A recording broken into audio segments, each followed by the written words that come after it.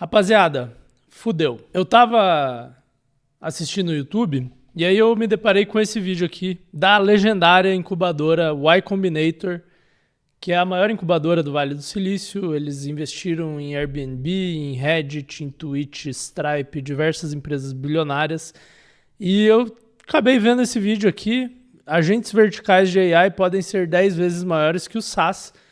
E eu fiquei em choque. E aí eu comecei a estudar esse modelo de negócio. Eu vou mostrar alguns trechos desse vídeo depois, mas basicamente os robozão chegaram e eles vieram para roubar o seu emprego. O novo modelo de negócios do Vale do Silício provavelmente vai criar milhões, milhares de bilionários e centenas de milhões de desempregados.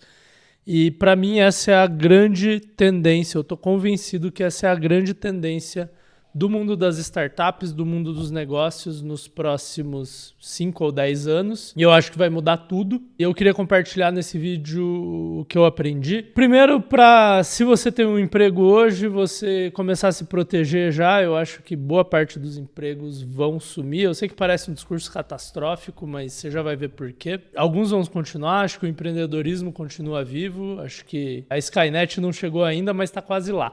E segundo, porque se você quiser... Esse aqui é um canal de empreendedorismo, né? Então, se você quiser aproveitar essa onda, eu acho que ela é a maior onda de formação de pessoas com 100 milhões a bilhões de reais ou dólares na conta desde, cara, muito tempo. Até eu tô pensando em fechar esse canal e fazer um trem desse aqui. Porque, cara, vai ser violento. E eu acho que vai ter oportunidade para brasileiro, vai ter oportunidade para gringo, vai ter oportunidade grande e pequena. Mas primeiro deixa eu te mostrar o que é isso. Eu separei alguns sites de fundos de venture capital aqui, então fundos que investem em startups, falando sobre essa tendência, sobre esse novo modelo de negócio, que alguns estão chamando de AI vertical, outros estão chamando de SaaS, só que não é Software as a Service, é Service as Software, então é SaaS só, mas é uma brincadeira. O termo que parece que pegou é esse Vertical AI, tá? Então tem um artigo aqui da Greylock Partners, que é um grande fundo de Venture Capital do Vale do Silício. Eles escreveram em junho do ano passado, tá? Então esses caras estão olhando para isso faz um tempo. Outros fundos, aqui tem um artigo da Bessemer, que é outro fundo de venture, esse aqui não tem data. Tem um artigo aqui da Andreessen Horowitz que ele postou esse mês. Eu não sei se esse vídeo aqui vai ser publicado em dezembro ou janeiro, mas hoje é dia 11 de dezembro, então eles postaram semana passada esse artigo. E eu achei esse post do Medium aqui, eu não conheço esse Murat, mas agentes de AI vertical, a revolução de 300 bilhões de dólares em software enterprise, né? Software B2B para grandes empresas. Se você está pensando, mas agente de AI eu já vi. Não é o que você viu, é outra coisa. E é muito mais forte, é muito mais poderosa. Então, deixa eu te mostrar. Começando aqui pelo artigo da Greylock, tem uma parte desse artigo que eles falam de oportunidades em AI vertical, só para você começar a entender o que é esse modelo de negócio, tá? Então, serviços profissionais, LLMs, né, inteligências artificiais customizadas para direito, consultoria, firmas de contabilidade, para estender habilidades analíticas e automar tarefas mundanas. Então, já tem alguns exemplos aqui. Serviços financeiros, copilotos inteligentes para conselheiros, advisors, né, e automação de auditoria, imposto e seguro, né? Underwriting de seguros, então contratos de seguros, basicamente. Saúde, inteligências artificiais para melhorar a administração e o poder de decisão clínica, né? O trabalho de decisão clínico e sistemas de inteligência para dados de saúde. E já tem várias startups fazendo essas coisas, tá? E aí ele fala mais sobre essas coisas aqui. Para começo de conversa, o que é uma AI vertical? O que é um Service as Software? É você, em vez de fazer uma AI horizontal que faz tudo, que nem o ChatGPT, que nem o Claude, que nem o Gemini, você cria AIs específicas, geralmente baseadas nessas, ChatGPT, Claude, etc. Você cria AIs específicas para tarefas específicas, tá? Então, Quem já ouviu falar de agentes de AI, e existem pessoas fazendo isso já, aqui no Brasil, inclusive, tem um amigo meu que criou uma série de AIs e fez um agente para fazer um blog para ele. E essa AI escreve os artigos, gera as imagens, tudo automático, acha os títulos, faz tudo automático. O que ele fez é uma solução caseira. Uma empresa grande nunca compraria o que ele fez. Serve para ele ir lá e fazer o blog dele, talvez sirva para um produtor de conteúdo transformar um vídeo de YouTube em Reels. Já tem gente fazendo isso com inteligência artificial. Só que ninguém ainda fez, ou na verdade essas empresas estão fazendo, soluções que realmente substituem áreas inteiras da empresa. Então você pega uma área de imposto de 500 pessoas e o que essas empresas estão querendo fazer é substituir essas 500 pessoas que trabalham, advogados, contadores que trabalham com tributos, por exemplo, numa grande empresa, por 2 ou 3, e o resto deixa o robô fazer. E isso vale para qualquer área de empresas de setores diferentes, desde que você consiga fazer um negócio muito específico. E para isso, você precisa ter os melhores engenheiros do mundo que estão no Vale do Silício, você precisa ter muita grana e você precisa ter acesso a essas empresas. A gente já chega nisso. Deixa eu te mostrar um pouco mais. Aqui a gente tem um artigo da Bessemer, que é outro fundo de Venture Capital, e eles estão falando que no passado eles construíram um dos maiores portfólios de SaaS, Software as a Service, do mundo do Venture Capital. E eles aprenderam que empresas de software verticais, ou seja, empresas de software específicas para um setor ou para uma função de um setor específico, tipo cobrança de planos de saúde ou tipo precificação de companhias aéreas, elas conseguiam tirar outras empresas de software que eram mais generalistas, né?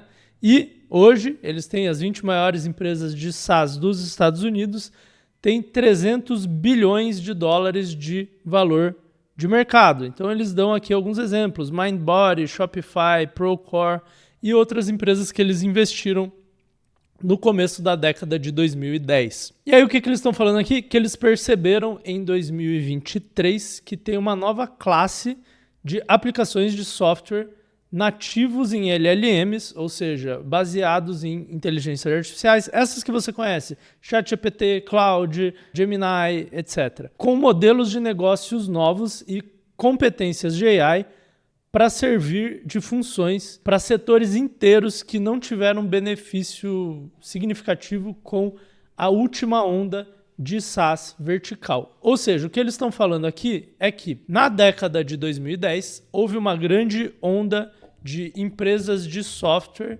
de B2B, SaaS B2B, para empresas específicas, para indústrias específicas. Então, hotéis, companhias aéreas, né, ou funções específicas. Tipo, dentro de restaurantes existe um SaaS só para reserva, que eu esqueci o nome, acho que é OpenTable. Só que muitos setores não tiveram ferramentas boas construídas por eles, porque não fazia sentido ter uma ferramenta específica, mas essa nova onda de agentes de inteligência artificial verticais vai poder beneficiar essas novas indústrias. E aqui a gente tem um último artigo da Andreessen Horowitz, que é outro fundo grande do Vale do Silício, e o que ele está falando aqui é que eles notaram que com a inteligência artificial, os clientes de SaaS verticais, ou seja, os clientes daqueles tipos de software que a gente estava falando antes, conseguiriam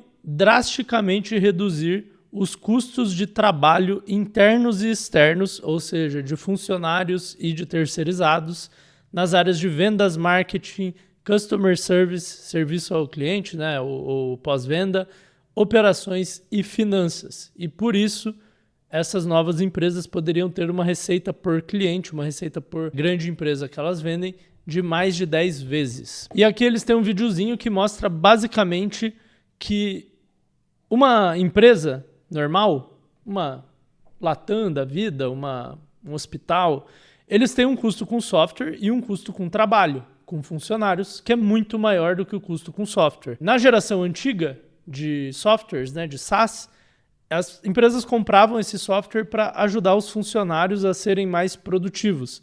E essa nova geração, ela vai comer esse custo de trabalho porque basicamente muitas das tarefas vão poder ser executadas só por inteligência artificial. E agora você deve estar meio cético, você deve estar falando, mas não é possível que a inteligência artificial vai fazer tudo, e realmente não vai fazer tudo.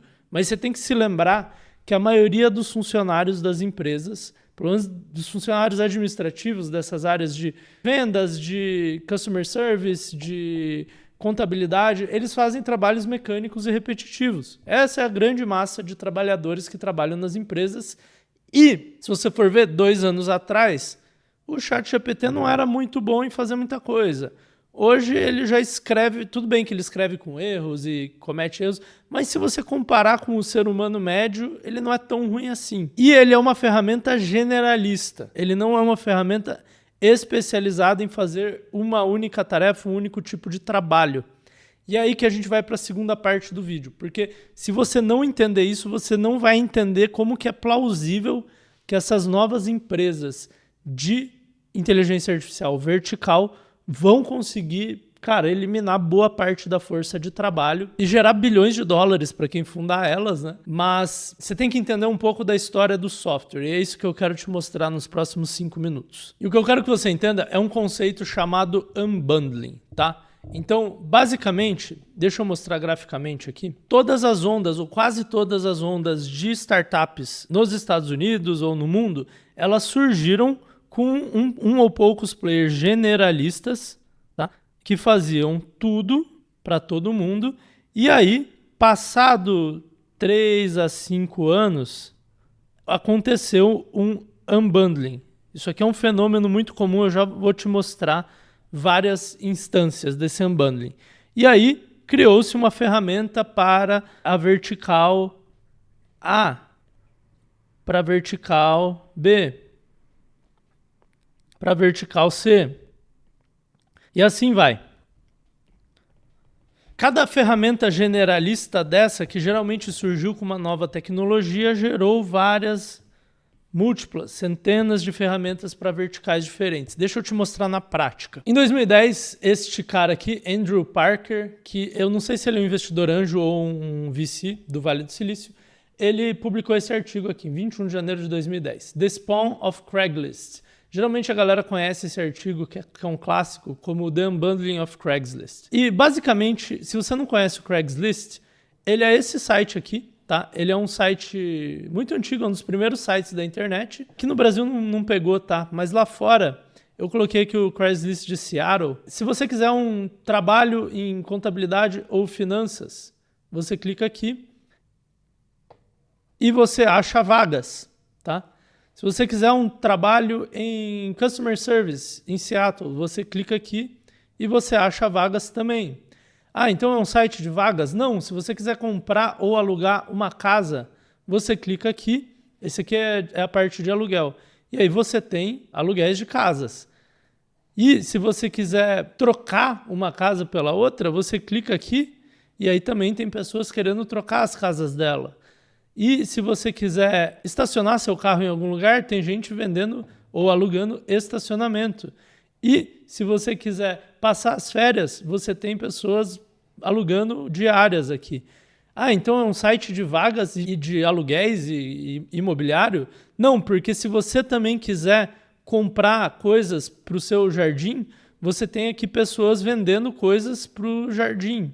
E se você quiser comprar um carro, você clica aqui e você tem carros à venda. E se você quiser comprar colecionáveis, você clica aqui e você tem itens colecionáveis. E se você quiser comprar videogames, você vem aqui e aí tem videogames usados aqui. E se você quiser achar um mecânico, você clica aqui e você tem mecânicos. Você tem pessoas que fazem trabalhos no seu carro. E se você quiser um achados e perdidos, tem aqui. E se você quiser fazer atividades no seu bairro, tem aqui atividades no bairro. E se você quiser, cara, qualquer coisa você acha aqui. E esse site é um grande marketplace. E o que o Andrew Parker falou nesse artigo? Ele falou, cara, nos últimos anos, lá na época, várias startups surgiram fazendo o unbundling do Craigslist. Ou seja, cada uma pegou uma categoria no Craigslist e se tornou a melhor categoria naquele ramo. Ela é melhor que o Craigslist porque ela só faz aquilo. Então, alguns exemplos, tá? Na parte de vagas, tem a Indeed, tem a Simply Hired. Na parte de aluguéis temporários, Airbnb. Na parte de aluguéis mais longos para as férias inteiras, tem o HomeAway. Na parte de temporário também tem o Couchsurfing. Aí, se você quiser achar amantes, Missed Connections, você tinha o Ashley Madison. E se você quiser achar um namorado, tem o Plenty of Fish, tem o OkCupid. E se você quiser um advogado, tem o LegalZoom. Então, o que ele percebeu é, cara, fizeram o Craigslist, porque surgiu essa tecnologia nova que permitia você criar um marketplace pela primeira vez, que foi o browser, né, o navegador. E aí, por anos, a galera foi pegando pedaços desse site e criando uma startup específica só para aquilo. Foi o grande insight desse artigo. E aí, em 2017, o Thomas Tungus, que é um outro venture capitalist, ele escreveu esse artigo aqui, que ele reparou outra coisa, é o unbundling do Excel. Então ele está referenciando aqui ao artigo da Craigslist, né, do Andrew Parker, e ele fala, cara, em 2010 o Andrew Parker falou do unbundling do Craigslist, que criou várias startups. E aí o que ele está falando? Cara, o Microsoft Office tem 1 bilhão de usuários no mundo. O Excel tem 33% de penetração, ou seja, tem uns 300 milhões de pessoas no mundo que usam Excel. E como o Craigslist foi para o mundo do consumo, o Excel foi a ferramenta onde quase todo mundo faz praticamente qualquer coisa no trabalho. Dá para você usar o Excel como to-do-list, como calculadora, como fluxo de vendas, como CRM, dá para você usar o Excel para um monte de coisa. Então ele até fala aqui, ó, precisa calcular? Excel. Precisa de uma task list? Excel. Precisa de um CRM? Excel. Precisa de um modelo financeiro? Excel. Precisa de um gráfico para uma gestão de projetos? Excel. Precisa de um dashboard? Excel.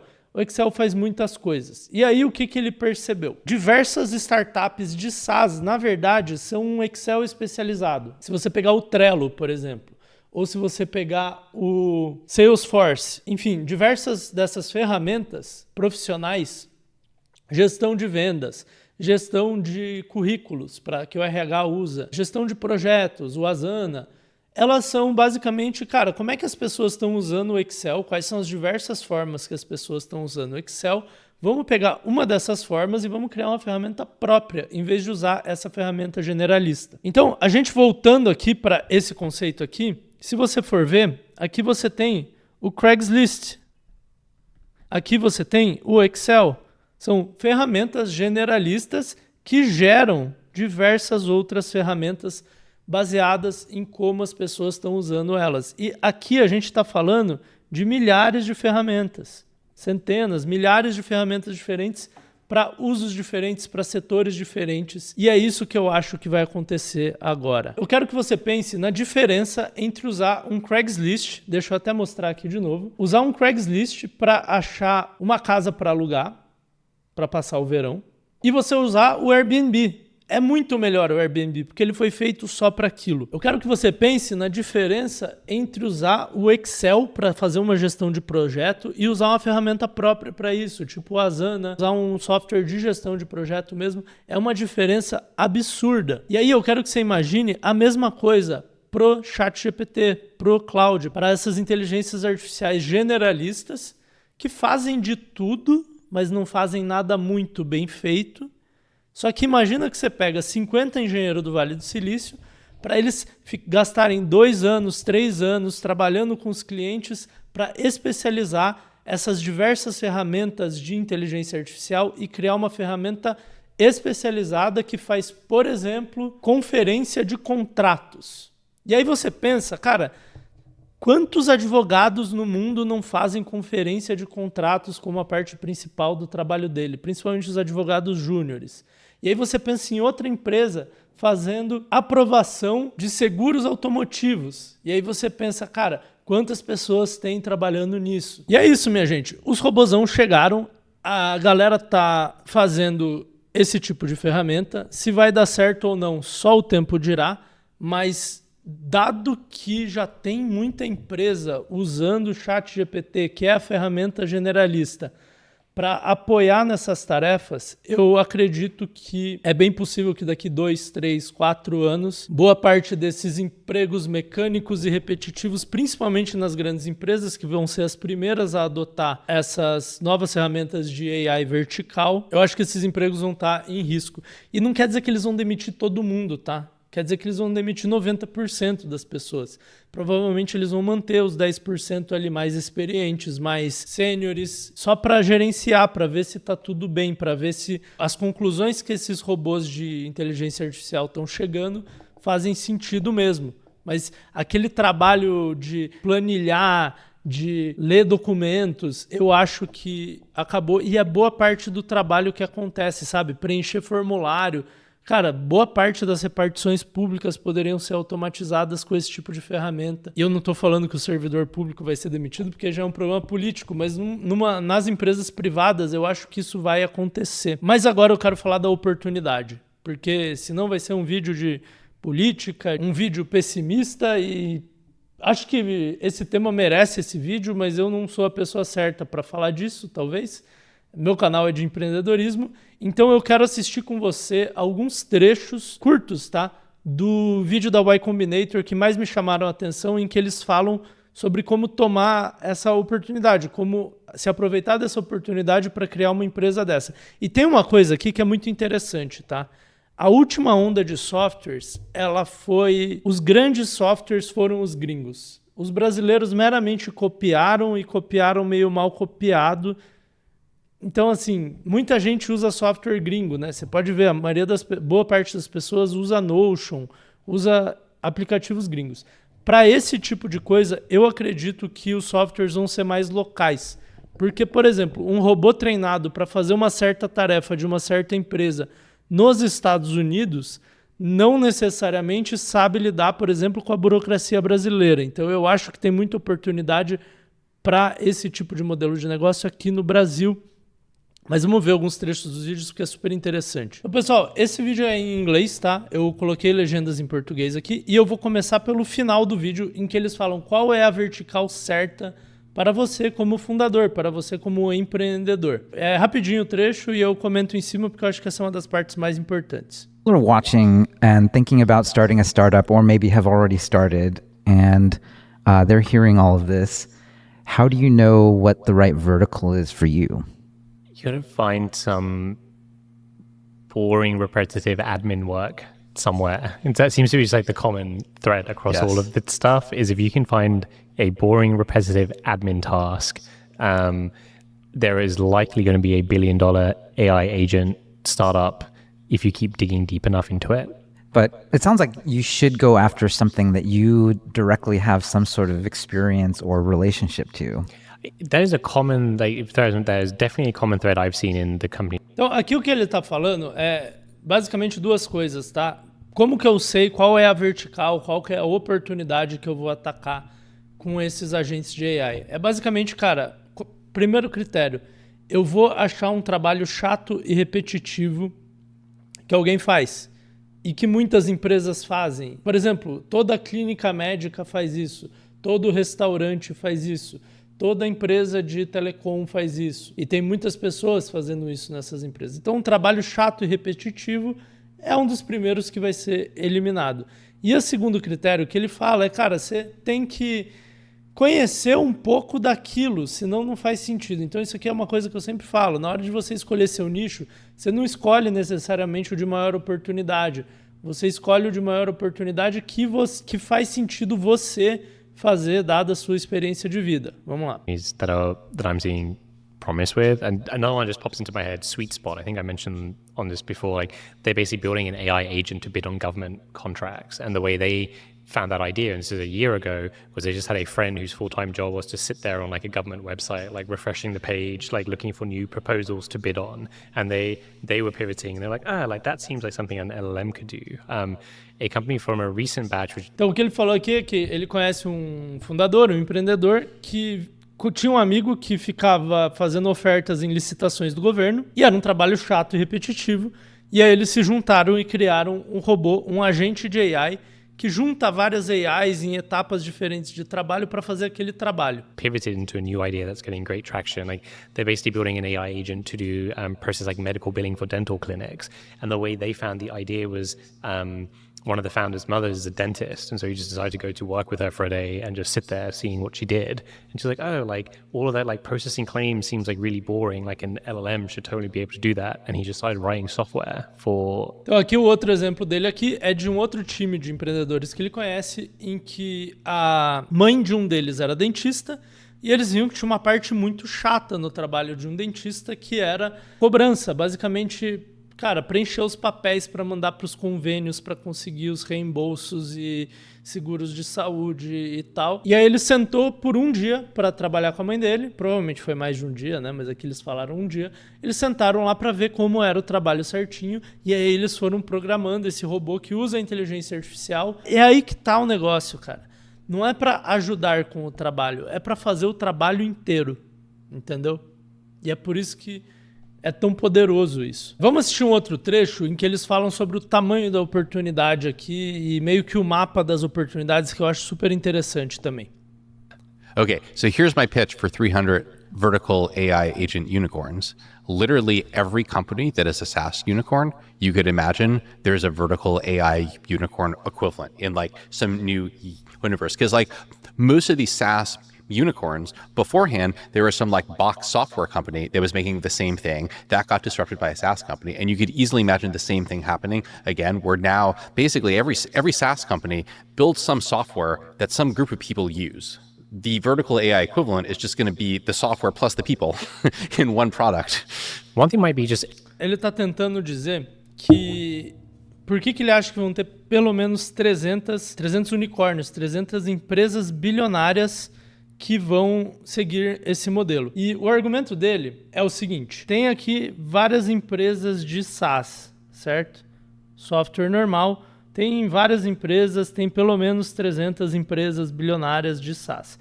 Antes das empresas de SaaS, existiam empresas de Big Box Software. Tá? Que isso aqui era um software que você comprava CD. Então, por exemplo, aqui você tinha o Photoshop e aqui surgiu o Canva. Aqui você tinha o Word e aqui surgiu o Google Docs, certo? O que ele fala é, cara, agora a gente tem Vertical AI, AI vertical. E, no mínimo, essas mesmas funcionalidades aqui vão existir no Vertical AI. Esse é o argumento dele. Eu acho que pode ser até mais, tá, gente? Por quê? Porque tem setores que são pequenos demais para valer a pena você fazer um SaaS. As pessoas não querem pagar por ferramenta. Mas se você consegue achar um jeito de ela não ter que contratar funcionários, elas vão pagar. Então, eu acho que surgem mais esses setores ainda, mas isso é uma especulação minha. Enterprises in general right now are a little unsure about what exactly what agents they need. And one approach I've seen from especially more experienced founders, like Brett Taylor, the CTO of Facebook, started this company Sierra.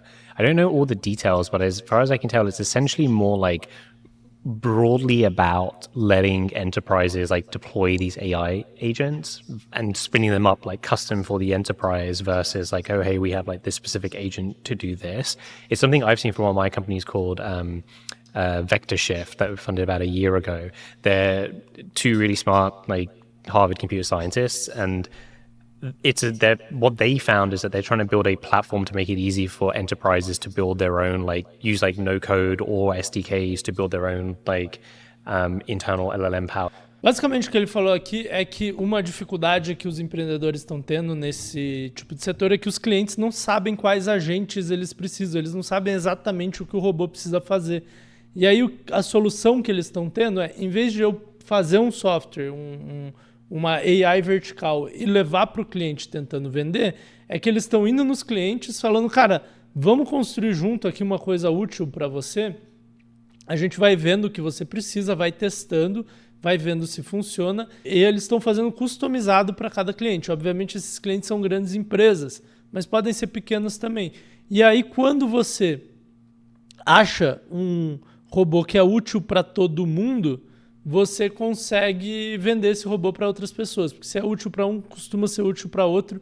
sem muita customização. And so when I think about the parallels with LLMs, I could easily imagine this same thing happening, which is that there's a bunch of categories that are like mass consumer applications that are obviously huge opportunities, but probably the incumbents will win all of those. So that's something like a general purpose AI voice assistant that you can ask it to do anything and it'll like go do that thing. That's an obvious thing that should exist, but like all the big players are going to be competing to be that thing, right?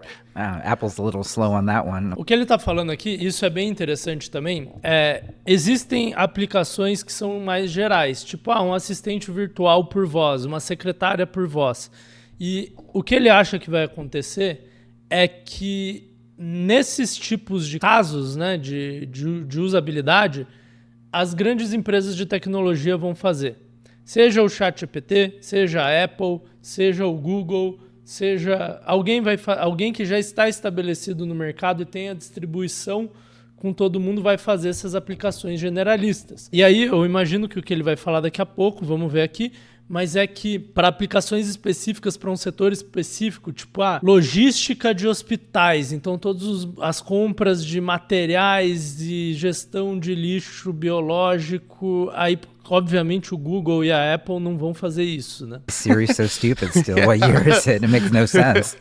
I mean, it's interesting. Like, a counter to that is like the very obvious thing is search, and maybe Google will still win on search, but Perplexity is definitely give them a huge run for their money, Totally. right? Yeah, this is the classic innovator's dilemma at the end of the day. I mean, you could argue, going back to what you said about Uber or Airbnb, these were actually really risky things from a regulatory standpoint. Yeah. So if you're Google and you have basically a guaranteed giant... Bom, os caras estão brisando sobre o Uber, sobre o Airbnb, mas o grande ponto é esse. Existem aplicações específicas que você pode fazer com inteligências artificiais. Você junta várias inteligências artificiais diferentes, cria camadas de trabalho diferentes, usa prompts diferentes e até treina o modelo de formas diferentes para cada tipo de camada. Por exemplo, em alguns tipos de trabalho, o modelo pode ser mais criativo e correr o risco de alucinar mais. Em outros tipos de trabalho ele não pode. Então, se você tem engenheiros de software, é diferente de eu e você pegar e construir aqui uns agentes de AI só escrevendo prompt. Se você consegue regular o modelo, e não é extremamente difícil fazer isso. Exige uma habilidade técnica, mas é uma coisa que um dev consegue aprender. Você consegue fazer os robôs, as AIs, fazerem coisas extremamente específicas, passo a passo, e, cara, basicamente substituir boa parte da força de trabalho. Essa é a nova onda de negócios do Vale do Silício. Se vai dar certo ou não, a gente tem que assistir. Ou você pode participar dessa nova onda, criar um negócio e talvez ficar milionário. E se um dia você ficar milionário ou bilionário por causa desse vídeo, porque você se inspirou nele, eu queria que você me mandasse um Pix, né? Ou pelo menos... me chama no Instagram, no WhatsApp, dá um jeito de falar comigo, porque eu adoraria saber.